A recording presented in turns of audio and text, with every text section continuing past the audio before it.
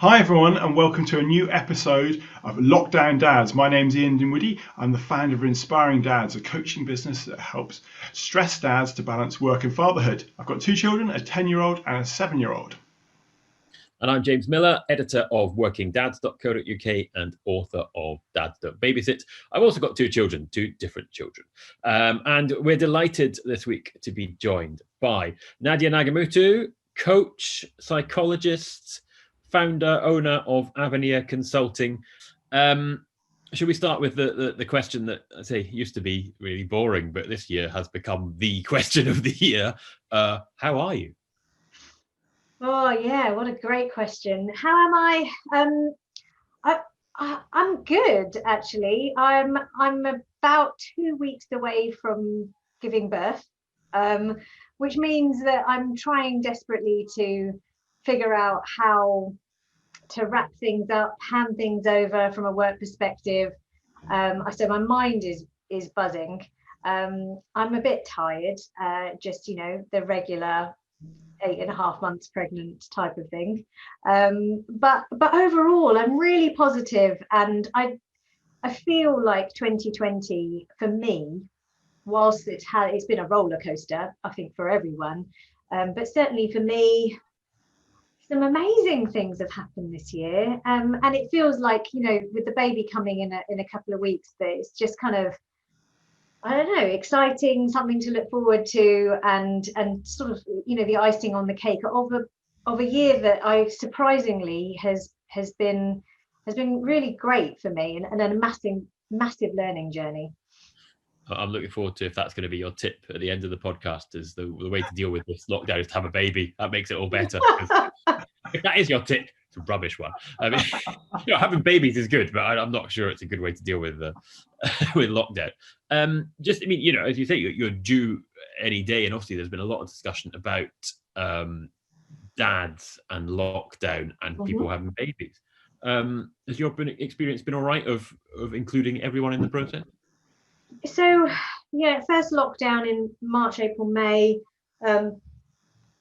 It was challenging for so many reasons. My husband's work, I can't say were particularly supportive or understanding or empathetic, that he had a 6-year-old, and you can't leave a 6-year-old just to get on with their homework, or their schoolwork, and set up their Zoom calls and do everything they're meant to be. Of course you can't.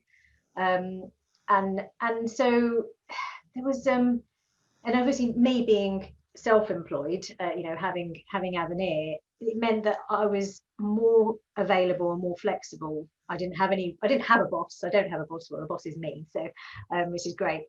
But it meant that a lot of it did fall on to me, even though he did his absolute best he came downstairs to be on the dining table and work from there whilst our daughter was studying, so that I could kind of dip in and dip out.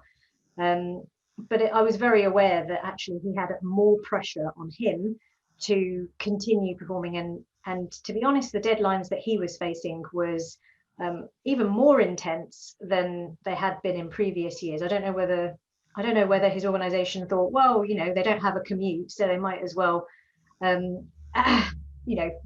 work longer hours. I'm not sure what they were thinking, but anyway, it was pretty tough. 6-year-olds by themselves at home with their parents every single day is not necessarily healthy. We did see some unusual behavior.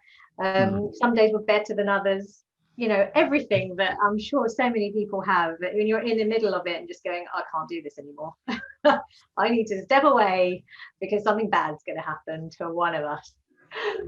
Has your husband been involved in I was about to say, has he been involved in the pregnancy process? I mean, obviously he's been involved in one element, but yes, the Fatherhood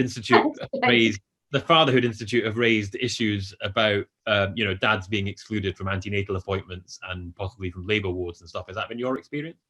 Yeah, we felt quite sad about it, to be honest, because he's such an active father. He's so wanting to be present, we very much practice, as much as we possibly can, equal parenting. I say as much as we possibly can, based on his organisational culture and work demands and all of that stuff. But he is very much interchangeable with me, and we've practiced that since she was small, very like a tiny baby.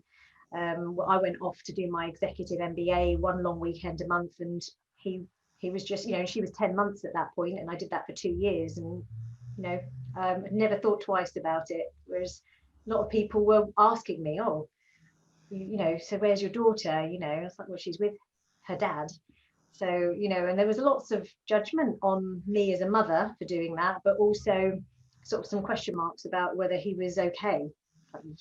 Why wouldn't he be? So he's amazing, as a hands-on, like active, equal parent. But it's been sad for him not to hear the heartbeats and see the scans and I obviously, as soon as I come out the appointment, I take a photo of any picture I send to him. But yeah,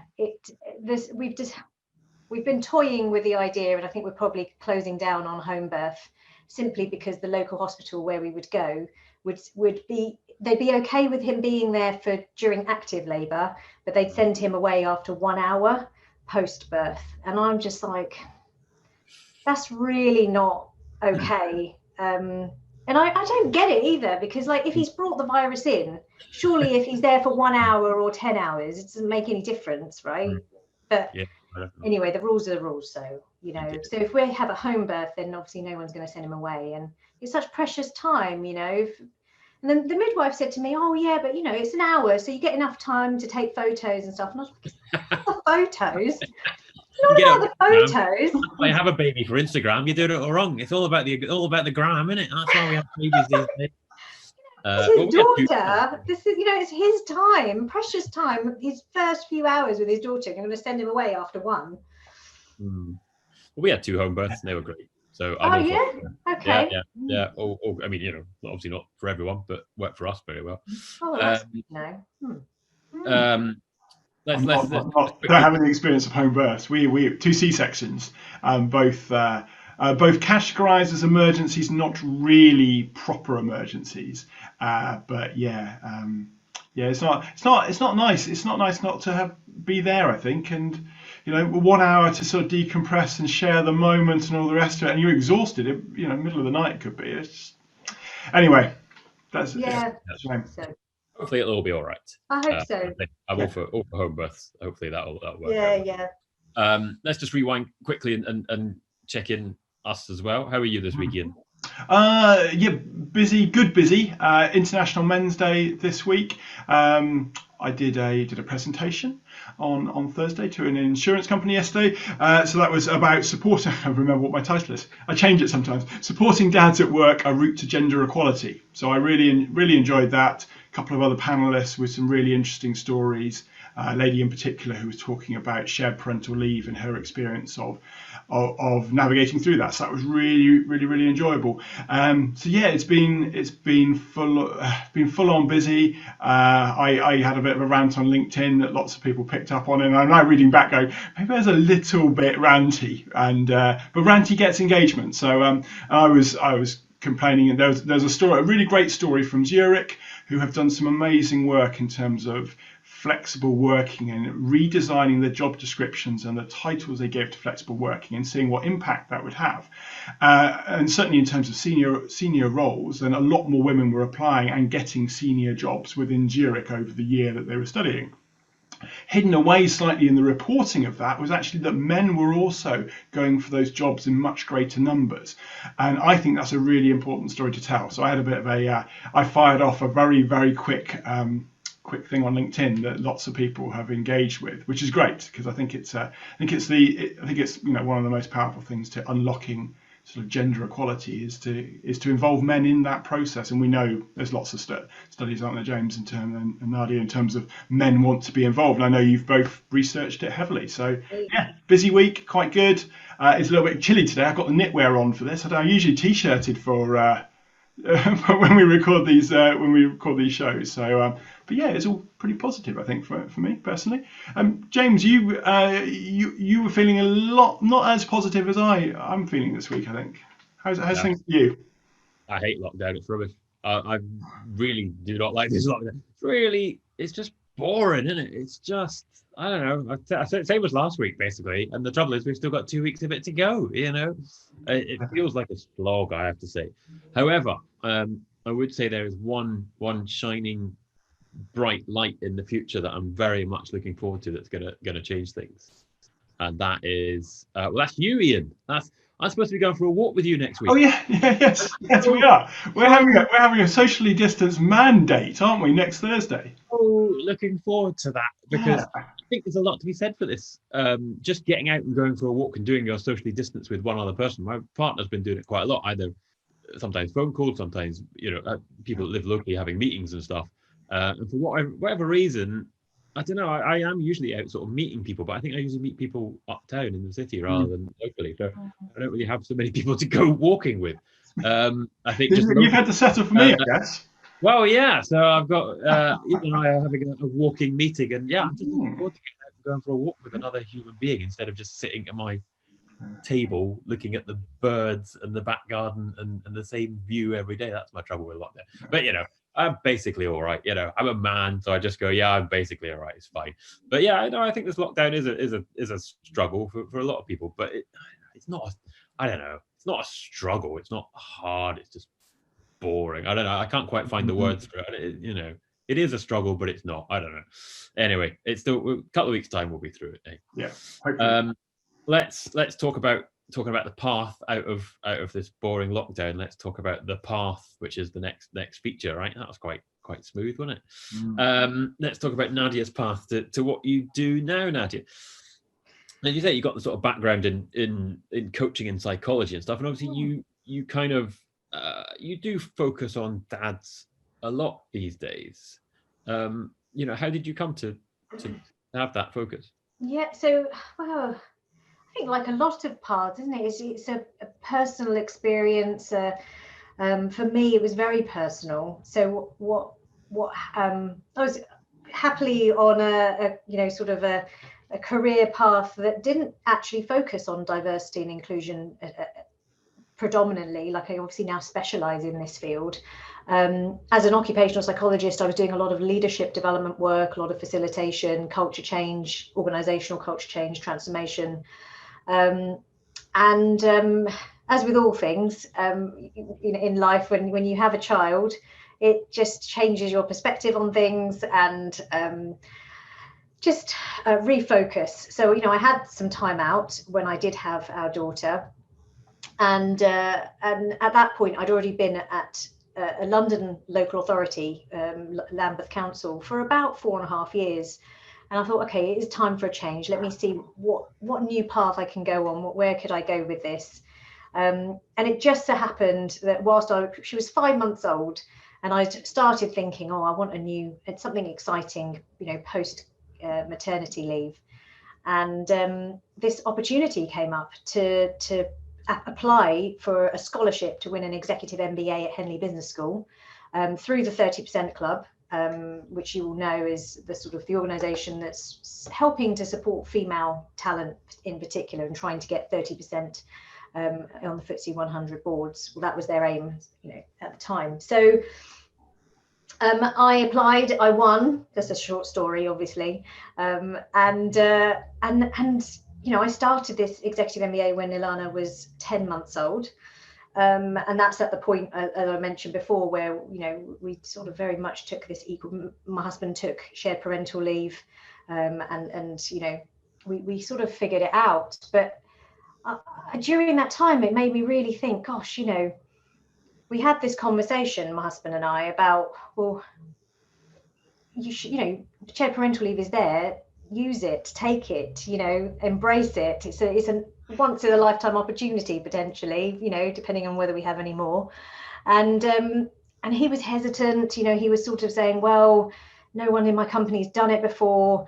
What about my KPIs? Will it affect, because I don't know if he's out for 2 months, for example, will they accommodate for that? And there was lots of questions and lots of hesitation. But he had the conversation with his boss. His boss was like, can you do that? So really hadn't heard of it. I spoke to HR. HR took several weeks, or maybe a month or more, to produce a form, because they were actually creating a form for him. And he, you know, and he took that shared parental leave, and it made me think, you know, well, I couldn't have embarked on this, you know, this executive MBA with a 10-month-old baby, and working, obviously, if he didn't have the desire to be an active father, and B, his organisation didn't support him somehow, or if he felt penalised, you know, that there was potential for him to be penalised because he took shared parental leave, because he was going to be working flexibly, so, you know, to care for our daughter. And so I thought, well, how many other women out there would like to progress their career after having had a child, but actually there isn't that either, you know, support from the organisation, or that there's some barriers, to prevent, if, you know, assuming she's got a male partner, so in heterosexual relationships,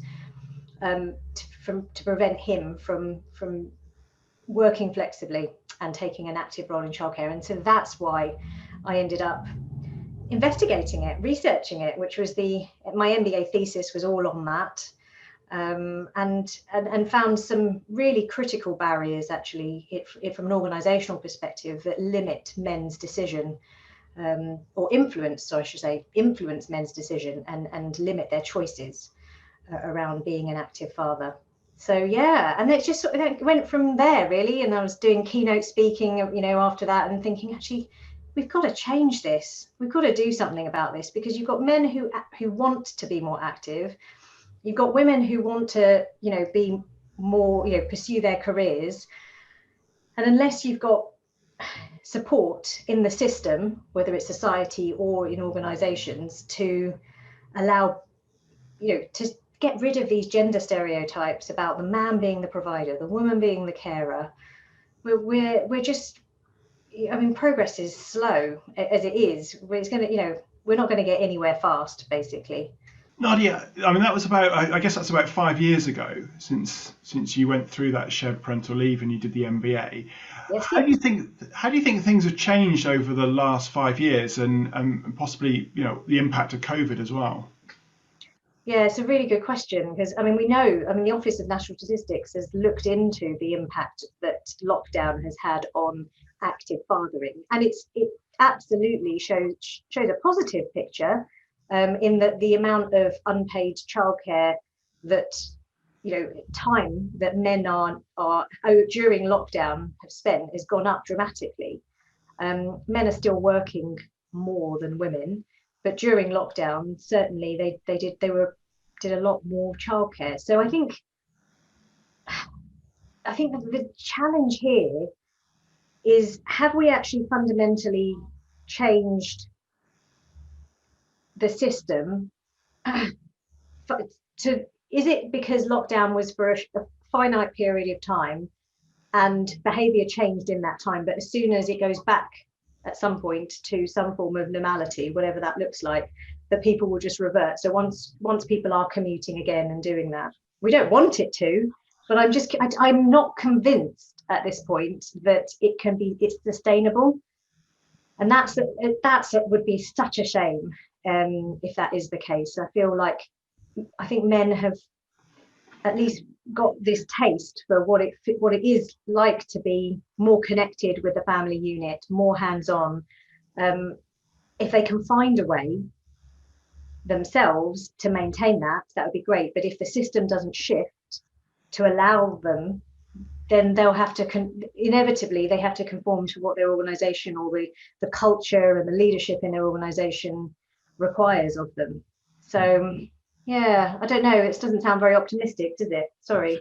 No, I absolutely hear what you say, not least because in our survey for working dads, which I just realised Ian said he did a seminar for International Men's Day. He also wrote a very good blog post for workingdads.co.uk for International Men's Day, which you should all go and read. But in our survey, it came up again that 8 out of 10 dads saying they want more flexible working. But it's one of those weird, it's like one of those weird numbers in nature that keeps coming up, is this 8 out of 10 say they want more flexible working. I know, again, we all know Hands-on Lee at Daddy Life, and he's done stuff about this. And again, the same number comes up time and again, 8 out of 10 men saying they want to do more flexible working. And yet they don't. There's something is going on. I mean, that speaks to the barriers that are in their way. Now, we'll come on to perhaps this shortly, but yeah, if we want change, we have to sort of make it happen. Again, head to workingdads.co.uk and you can see the plan that I've drawn up for how we make change happen and the things we need to address. But you spoke, Nadia, about the barriers that are in men's way. I mean, what are those barriers from your research that, which ones are still standing and which ones do you think, we can address to change things in the immediate future? Yeah. So yeah, great question. And actually, I did a keynote yesterday as well for International Men's Day. Actually, female privilege and it does exist. Everyone's privileged in different ways was my point. But yeah, the barriers are almost throughout the organization. So if we start at the very top of the organization, we know how much senior leadership influences the culture within organizations. So those organizations that have senior leaders, chief execs, those people on the board who really advocate like flexible working, shared parental leave, male caring, role modeling it, talking about it, all of those things massively help to say, okay, so because the barrier essentially is the perception that their career would be limited as a result, or that their bonus would be affected, or that they'd be overlooked for progression or whatever. So if you've got senior leaders who are really setting that tone that it's the done thing, preferably if you've got some male senior role models who have taken shared parental leave or who are very active carers and not covertly actually. That's the problem, is that many of them have children, but actually so few talk about it that it's not known. So all of that signals from an organizational culture perspective that this is the done thing here. And it indicates to anyone in the organization that it's acceptable. And then the local culture really, really matters. So there's so many stories I've heard where line managers, they understand what the policy says, or sometimes they do, sometimes they might not understand what the policy says, but actually they've got their own biases. So then that will come out in how they manage, from on a discretionary basis, how much flexibility they're willing to offer their team members, how many barriers they would put in place to because they're wanting to micromanage or have some control over the team and what the team are doing. And then the team members themselves, can often set the culture. So when I ran a focus group when I was doing my research, and one of the fathers said, he dropped his kid off to school. He walked in at 9:30 a.m. and a lot of people were looking at their watches, kind of going, "Oh, good afternoon," and there are those sorts of subtle acts of exclusion or microaggressions, whatever you want to call them, have a huge impact. And it sort of says, okay, people have noticed this isn't okay here, clearly.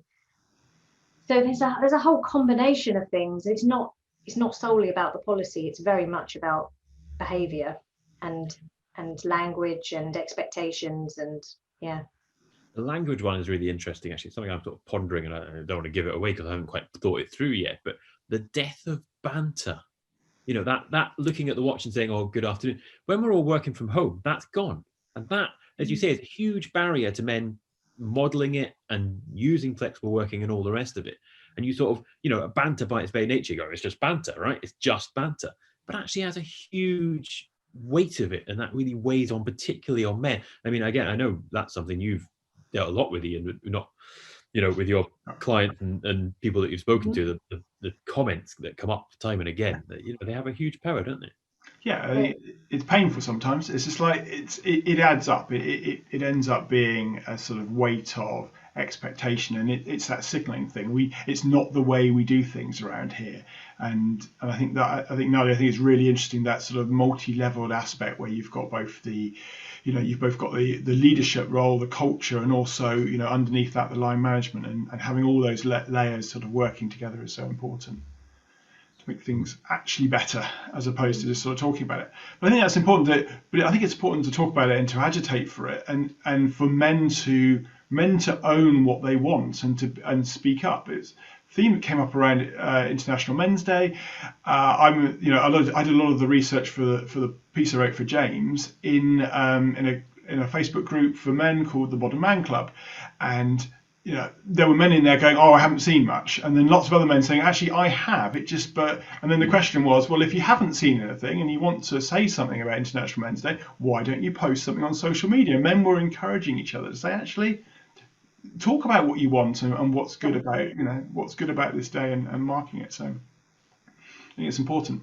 Yeah, the feedback from my talk was very much like a lot of people were relieved just to hear that it's just to start talking about it, because I think men do feel like they've been given a hard time a lot of the time because they sit in this privileged box, and so it's not okay to say, actually, we need something too, because it feels like they've already got a lot, and so saying we need some support or we need some help is almost like easy for women to turn around and go, you need support, well, what about us? And to throw it back in their faces so they don't say anything. And I think that's really sad.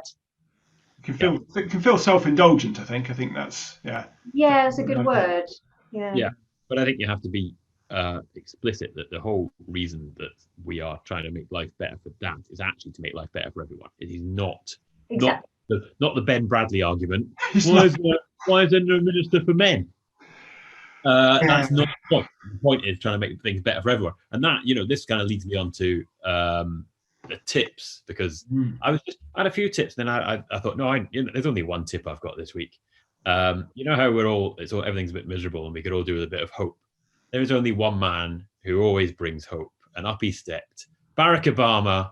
Go and listen to the Barack Obama interview on Radio 4. It is amazing. It is inspiring. It is full of hope. And fundamentally, he says at the end, change can happen, but you've got to be part of it. And I listened to this actually after I'd written my piece for Working Dads about sort of our plan for making change happen. And I was like, that's exactly it. I mean, I've just written 2,000 words and he's boiled it down to 12, but that's basically what it is. Change can happen, but you've got to be part of it. It won't happen unless you get involved. And it speaks to what we've just said about men saying, "Oh, I know about it, but I don't want to do anything." It's like, you've got to do stuff. You've got to stand up. You've got to make it happen. But it's amazing. Go and find it on the BBC Sounds. And I cannot. It's only half an hour. You can do it on your couch to 5K run or whatever, and listen to it. But it's brilliant. Ian, have you got a tip this week? I've actually neglected to write something down, so I might just wing it. And actually, I mean, I did big up your article on Working Dads in terms of that sort of roadmap of where we want to go. That sort of 7 or is it 8 points of in terms of direction for dads, and it's about owning it. And I think 7's perfect. I prefer an odd number, actually. I know you were writing about it and saying, is it 7, is it 8? This idea of the switch from work to home life, empathy, allyship, some really good things in there. And I thought, and the whole backstory about you sort of drawing it out on the back of a cardboard box. I really like that story as well. So I would suggest people to go and have a look at it, because I think it's a really sort of coherent, much more coherent than anything I've written this week, I can assure you. It's a much more coherent way of looking at things. So that would be my tip, workingdads.co.uk, and read James's latest piece. Go building back better. Nadia, have you got a tip for working dads, for lockdown dads, or whatever we are these days? Yeah, it struck me as I was, very similar to what I've just said around that the statistic during lockdown of men experiencing the ability to be more hands-on, to take on the active role, and obviously coupled with the desire that we know, certainly more contemporary fathers and would like to have. I suppose this is a call or a question, or what small things can you do if organizational culture does still revert back, at some point in 2021, when we get back to the offices and all of that, if it ends up reverting back and you're finding, actually, I'm missing something out of my life that 2020 brought, and I now have lost it. What small things, adjustments, requests can you make that allows you to get some of that back again. And of course, we have to adjust to whatever this new normal will look like, and it won't be exactly the same as being in lockdown. Not going to be at home, permanently, and your children aren't going to be home permanently. But what are the small adjustments that you can make to get some of that magic back that you managed, that was created during? I know it's been tough. It's been really tough lockdown, but actually there's been some beautiful family moments.